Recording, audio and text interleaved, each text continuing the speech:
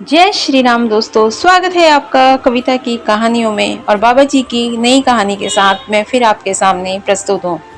आज की कहानी नैनीताल की श्रीमती विद्या शाह की है। एक बार श्रीमती विद्या शाह ने मन में सोचा कि महाराज जी तो सबके घर आते हैं, पर मेरे घर में नहीं आते। पर उन्होंने कभी संकोचवश ये बात बाबा जी से नहीं कही। उनका घर बाजार में था और घर में जाने वाली सीढ़ियाँ संकरी थी। बाबा जी का डील डॉल देखकर उनको लगता था कि बाबा के लिए ऊपर सीढ़ियां चढ़ना मुश्किल होगा। अचानक विद्या शाह के मन की बात जानते हुए बाबा जी खुद ही बोल उठे, हम तेरे घर आएंगे, तू मंदिर में हवन करवा। उन्होंने मंदिर के पुजारी से हवन का अनुष्ठान करवाया। जिस दिन पूर्णाहुति थी, उस दिन वे प्रसाद लेकर घर ही आ रही थी तो देखा कि रास्ते भर में एक दुबला पतला साधु उनके पीछे पीछे चला आ रहा है। वो जिधर को जाती वो साधु उनके पीछे चलता।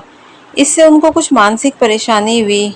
वे बराबर उनके पीछे पीछे चल रहा था। घर आने का रास्ता, जो कि एक पंजाबी परिवार के घर से होकर जाता था, वहां से विद्या जी सीढ़ियों से ऊपर चढ़ गई। उस साधु को उनके पीछे देखकर पंजाबी परिवार की महिलाओं ने उसे डांट फटकार कर भगा दिया। हालांकि उनकी समझ में नहीं आया कि वो साधु पीछा क्यों कर रहा है। इस घटना के कुछ समय बाद जब विद्या जी बाबा जी के पास बैठी थी तो उनके मन में ख्याल आया कि बाबा ने तो मेरे घर आने की बात कही थी और उनके कहे अनुसार यज्ञ भी मैंने करवाया, पर पता नहीं बाबा जी मेरे घर क्यों नहीं आए। वो इस बात को समझ नहीं पा रही थी और मन ही मन इस बात को सोचकर थोड़ा परेशान हो रही थी। इस पर बाबा जी तुरंत बोल उठे, हम तो आए थे तेरे घर, पर तेरे यहाँ की पंजाबिनों ने हमें भगा दिया।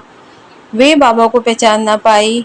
इस बात की उनको खुद पर बहुत ही ग्लानि हुई कि बाबा जी आए थे और मैं कैसे उन्हें पहचान नहीं पाई। बाबा तो किसी भी रूप में आपको मिल सकते हैं, बस आप पहचान लीजिएगा।